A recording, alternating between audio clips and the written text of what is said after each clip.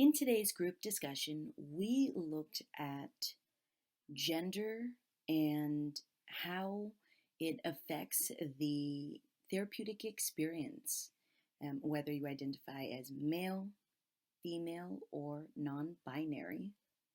We started off by looking at some, say, general differences of how certain societal trends or expectations have affected men, women, and non binary people.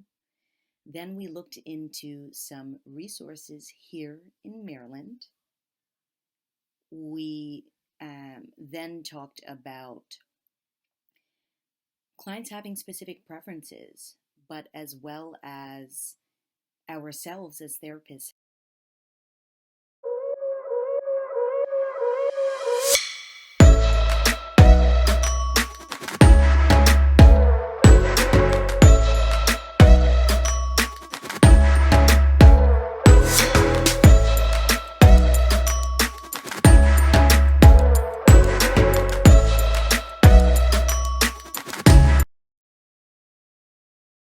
Good morning. My name is Pauline Joe, and I'm a therapist here at Larty Wellness Group. In today's discussion, I wanted to explore the differences in mental health between men and women, as well as non binary folks. I'm wondering what is your guys' perception on, say, some of the differences between how we serve, or what are or some challenges that different genders experience with mental health? I think that's a really great question, especially with the different movements going on right now. That one sounds like it relates a lot to the LGBT community I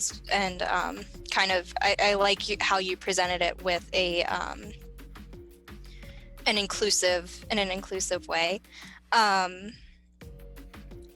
However, personally, I would say that as far as gender goes, there may be some differences that are more traditional. However, what I've noticed in my experiences is that as far as the unique problems go, they can be across gender. And it seems that it just seems to, at least in my opinion, depend upon the client's environment, what they were exposed to, their values, their beliefs. So personally, and from my experiences, I found that that gender doesn't dictate what may be effective or what I should expect in a session. Sure. So while there is traditional, say, values or traditional viewpoints, overall, you're saying that it should not dictate how we run a session, or how a session should go. Right. Like, for example, like some studies have shown that because of how society raises men, or how it kind of treats men, that some men may experience distance from their emotions, may not be able to feel comfortable communicating those emotions or even exploring them or feeling them, because kind of the old mentality that that men should toughen up, that boys should toughen up. However, while that's definitely been the case for some men, that's not necessarily the case for all men. And I've also seen seen those feelings and attitudes and beliefs and values in some women. That is true. It certainly does not apply to all men, and even women and how they were raised sometimes experience like being told by their caregivers or their environments that they shouldn't express their emotions, or that if they were to show their emotions or their feelings, that they are considerably weak, which we know is not true, but that tends to be the environment they are raised in, or the mentality that they grow up with. Um, does anybody else have any thoughts on any differences or similarities? I kind of agree with Bernie. I do feel that even though that we all hold some bias, like the biases always exist, toward gender, like when we how we understand gender and like what characteristics like specific change and people with different gender may hold. But I do agree that like it's just not to take the assumptions and bias into the session will be better. Like so we can not stereotype our clients and be able to understand their perspectives, and yeah, it'll be like make the session like to understand the client more holistically instead of like focus because of her gender or like specific ways, and she may act or perform in different ways. And very interesting thing that one of my professor like talk about in one class is that like if a woman or like and a male like a female and a male like carry like the for example like a family issue into the session, we may directly think about like the like it's easier for us to have the bias like the women that having some mood issues or like need to managing the families like some difficulties about that, but the male will more think about like oh his career and is affecting his family life or yeah like those things. So it's very interesting, like this is like a directly like a this is like an unconscious bias is going to be there, but I think like we just need to be aware like if we're actually holding a bias and try our best like not to integrate them like into the in session so we are able to listen to our clients. Yeah. Sure. So it's best that we are really honest with ourselves, whether that's something we resolve in ourselves or we bring up in our own supervision, but to be aware that biases can definitely affect our ability to help the clients as effectively as possible. Uh, Sorry. Thank you for sharing, Xiao. And I think this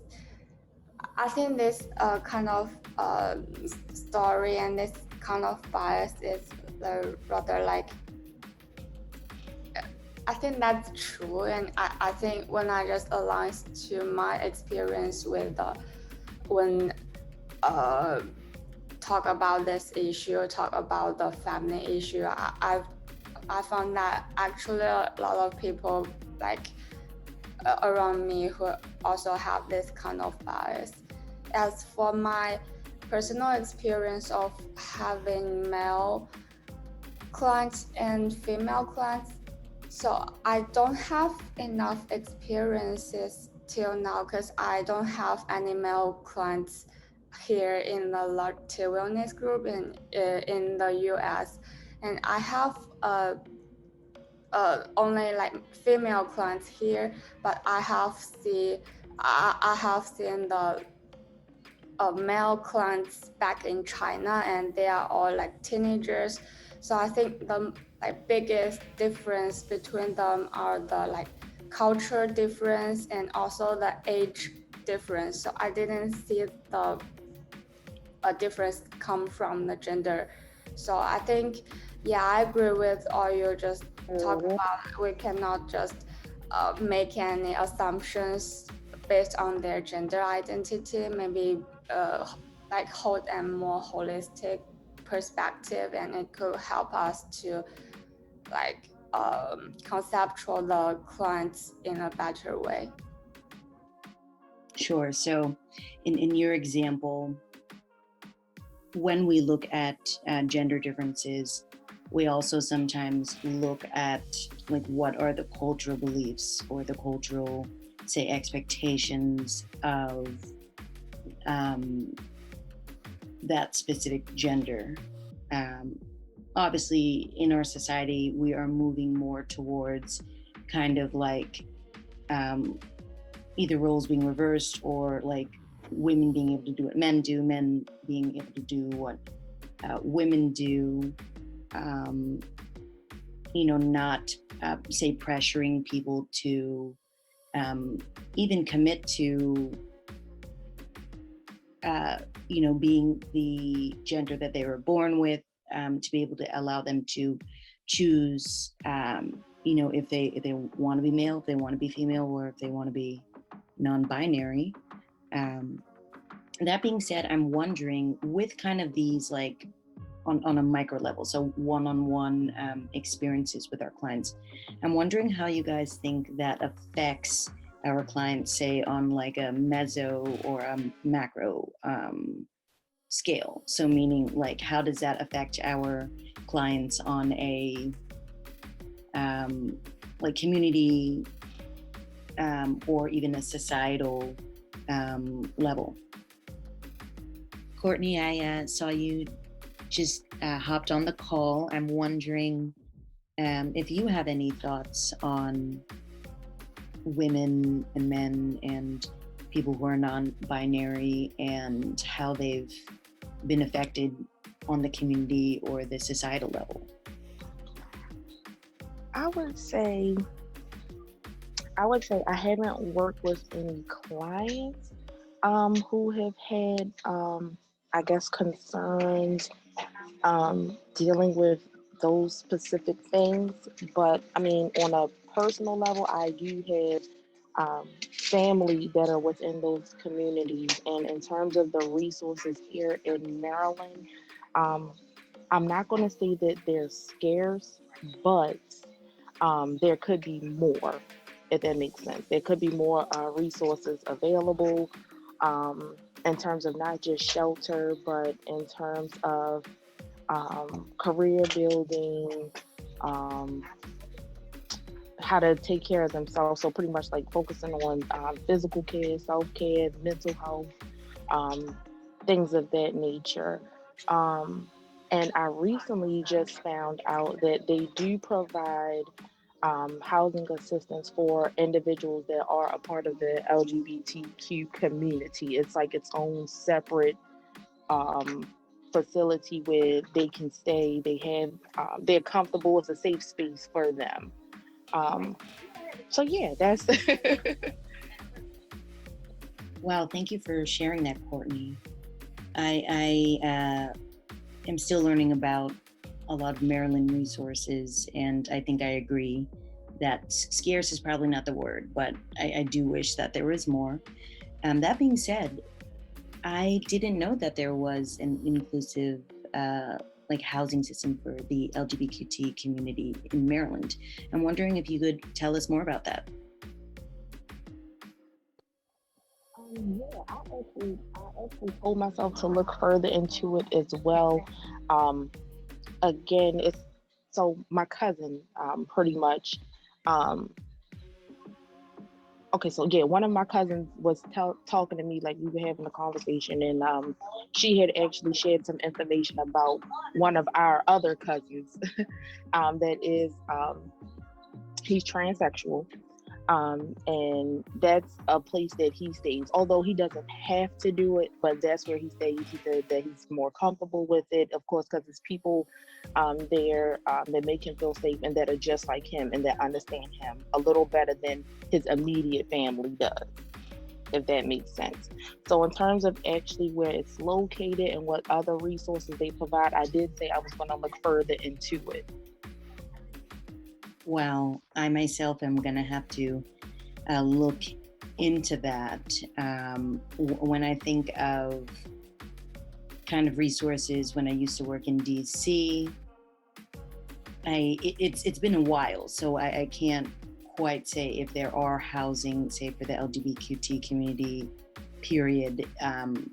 But I do know that there are houses and programs in Southeast that do help the LGBTQT youth. And so I think that's definitely a step in the right direction. But my understanding is, as our society becomes more comfortable and more familiar with the LGBT community and the issues, that housing and just kind of that whole battle is getting a little bit easier for the community, yet there's still so much we need to do as a society to give the LGBTQ community quality housing and housing that is safe and affordable, just like it would be for a male or a female. So, to piggyback off that, there is safe housing for LGBTQ survivors in Maryland. The organization that provides information about some of these resources. There definitely may be more, but one is DASH. That is DASH, District Alliance for Safe Housing. They provide housing resources for LGBTQI survivors who have dealt with a range of abuse, whether from the community or even their own families in some cases. And this provides a variety of services, and so the individual to qualify for this housing would need to be a survivor of domestic violence. In this case, there also should be in Maryland or even the DC area. This is for single women, women with children, LGBT victims, immigrants, and refugees. And they provide quite a few different programs, and it seems that they have a teen empowerment as well. But then there's also information on other housing on this website as well, and that is -dc.org.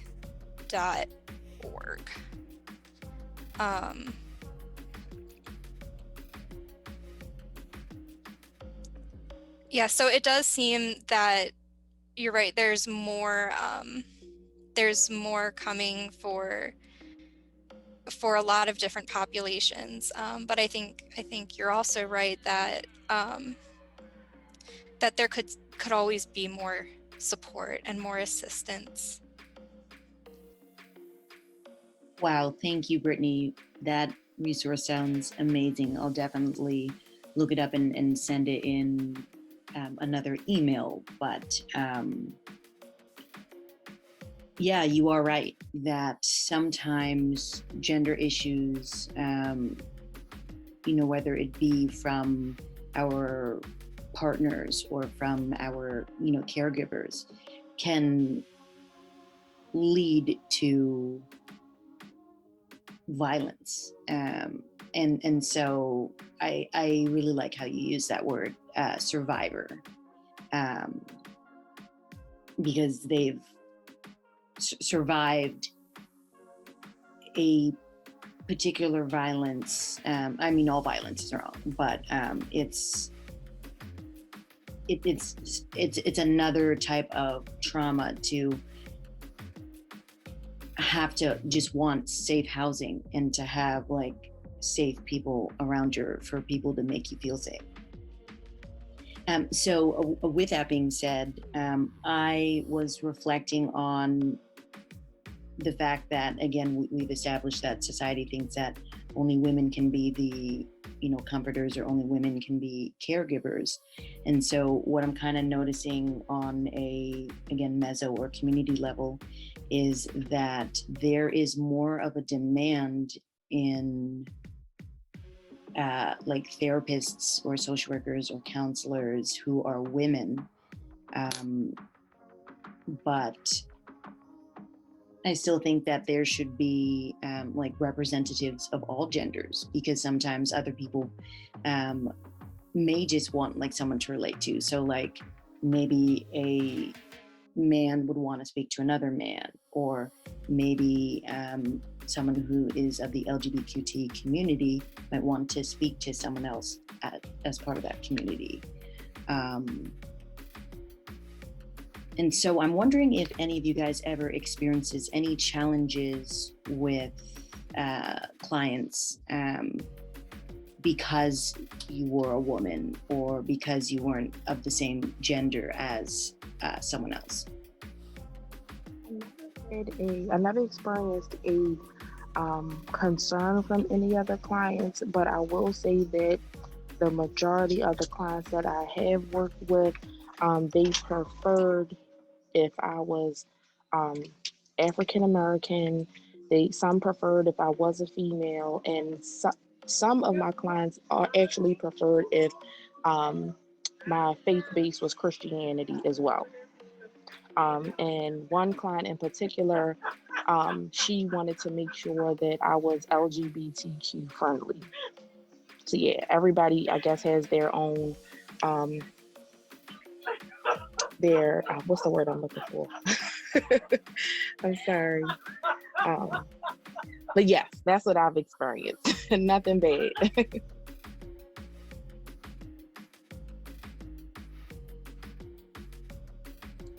Yes, I have to agree with Courtney there that there's definitely been cases of preferences.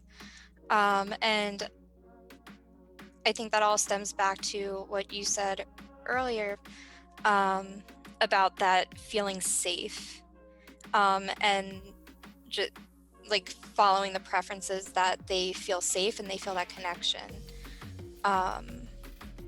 So that's definitely occurred, but I don't believe I've had any concerns from clients either. I'm wondering, Courtney, or even Brittany or Yu Yang or Xiao, how have you guys responded when someone specifically said they want someone who's competent in the LGBTQ community or issues, or someone who's LGBT friendly?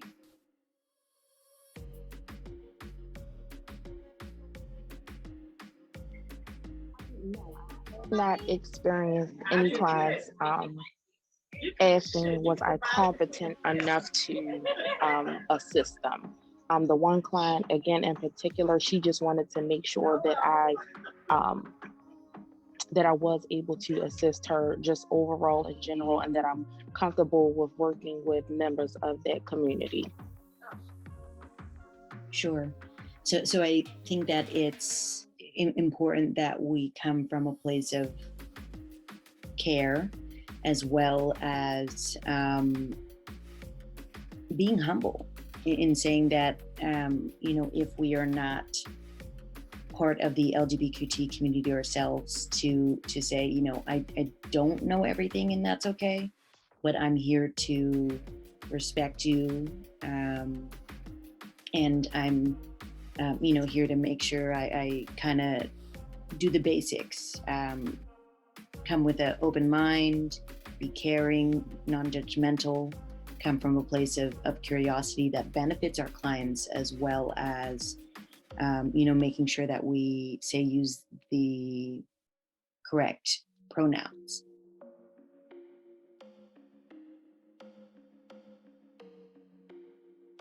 Xiao, did you have something to say? Yeah. I think I definitely agree with everyone have said about like being open. Like so far, like I do have an LGBTQ client, and so far like I didn't receive any like challenges to me that like I'm not being open, or like they want to have a client who are more competent in like, for example, like working with LGBTQ clients populations. And I think like just I think the most important thing is being open, willing to listen to them, like listen to their experience, and being able to respect them, use the correct pronoun, and also like, and yeah, just I think like if we are able to provide enough listening and not showing our stereotypes or bias to them, and I think like I think that it's easy. It's not easy. Just I would not feel like it's. I just feel like this is already competent in like in working with this population. And of course, like it's always good to able to talk to more people from this community and also like gain more knowledge like about their experience, their dilemma. Like of course, it's always good to connect with this community. But I feel like the most important things for a counselor is being able to be open. And also, I definitely agree with Courtney. Is actually like before I actually like as a beginning counselor, the most things I'm afraid is like I don't know something. But now I'm feeling more and more comfortable in this process, like showing my client it's okay that I'm not quite sure, like I'm not knowing everything. I'm a human. So it's common for me to not know something. But I'm willing to learn, I'm willing to listen, I'm willing to like help and let the clients to feel like I'm curious about their like what they like and also like who they are. And so like if I can show this curiosity and also like being open to their like what they actually talk about, I just feel like I'm more comfortable to show like I'm actually not know about something. In your example, it's important that we come in with an open mind and an open heart, but as well that we model a certain, I guess, sense of, or a certain like set of rules or behaviors. So, we are here to learn with the clients. The clients are the expert in their problem, but that we hope that there is a certain level of respect that we have with each other. We are here to help our clients. And again, this is a learning and growing process. We are humans, and that we hope that the clients can do their best to respect us back, even if, say, we don't know everything.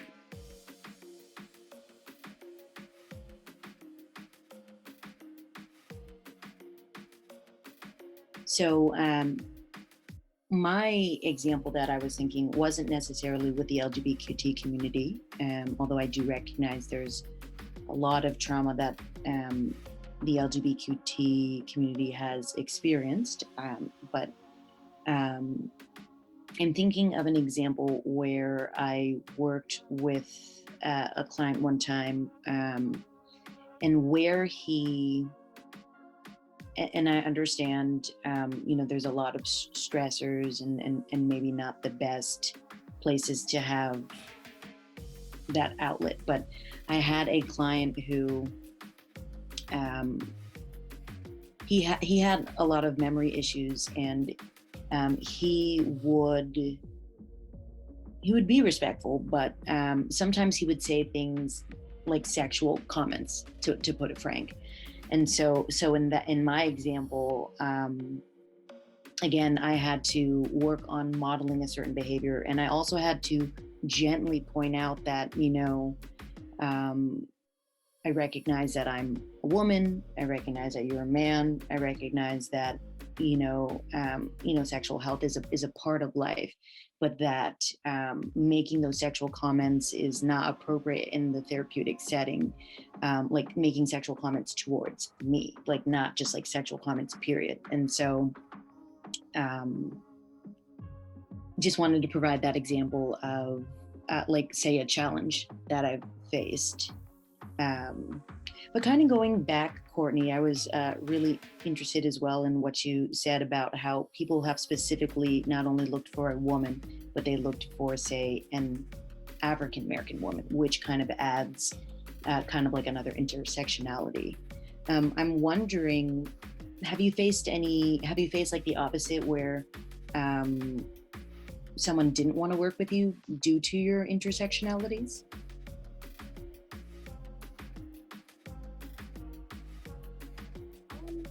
No, so far I honestly have not. Yeah, I haven't experienced that yet, fortunately. Not saying that it won't ever happen, because again, everybody has their preference. But the clients that I've been working with, no, I have not experienced that yet.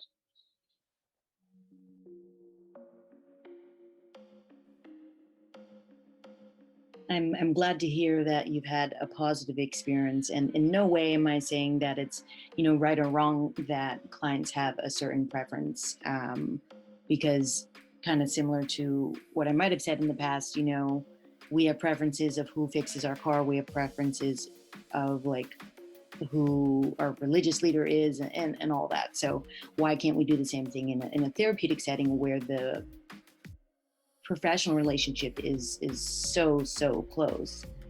Um, Funny, I had something important to add to that. Okay, yes, now I remember. I think that kind of then brings it back to us. So um, I'm really grateful that we have a wide variety of opportunities and experiences here at Larty.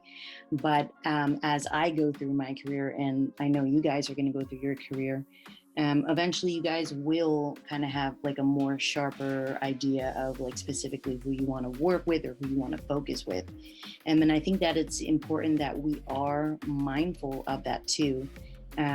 Again, we are supposed to, and we are expected to be able to work with anyone, and that's why we learn all these theories and we learn all this history and we learn all of these modalities. But on the flip side, kind of bouncing off of what Courtney said, it does help like what populations we are interested in with, or that we feel, say, connected to, because then that goes and also can affect the therapeutic relationship. So I'm wondering if you guys have any thoughts on like the connection between us feeling connected to particular issues, as well as like how that could or could not show up in a therapeutic session. Okay, so correct me if I'm wrong. I'm just trying to make sure I understand your question correctly. So pretty much your answer, um, I guess, what situations or what situations, I guess, are we comfortable enough with where we can connect with the client? Is that what you're asking?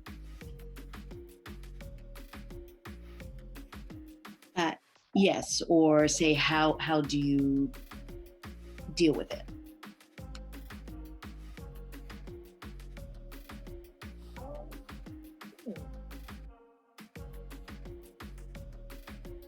I would say, I've only experienced one situation in particular where I was uncomfortable. There was nothing in terms of like discriminatory comments or any type of sexual related comments, nothing like that. It was just more so I wasn't comfortable because I don't specialize in what the client needed specifically, like in regards to her presenting concerns. So therefore, of course, I had to assist her with, finding someone who could. So pretty much referring her out.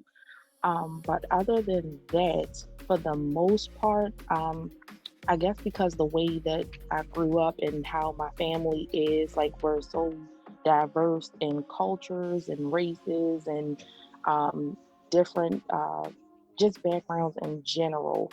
I'm comfortable with a lot of things, and I'm able to, assist my clients in that way on like a personal level. So like when I'm able to have moments of like self-disclosure, that's my time that I use to continue with like building that rapport with them and making them feel comfortable that way.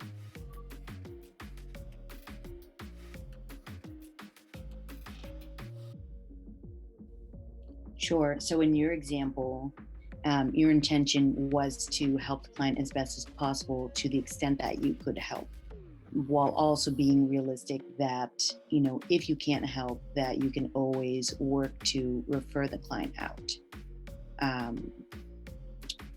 As one of the bases of therapy is to say do no harm to clients. And so I think that's a really strong reflection point of being realistic with yourself, of like your capacity, because you want to get clients, say, the best help that they could.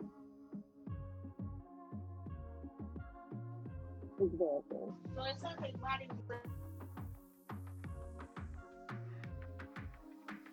Does anybody else have any final or closing thoughts, or would like to add to what Courtney said? All right, well, thank you guys for engaging in this important topic.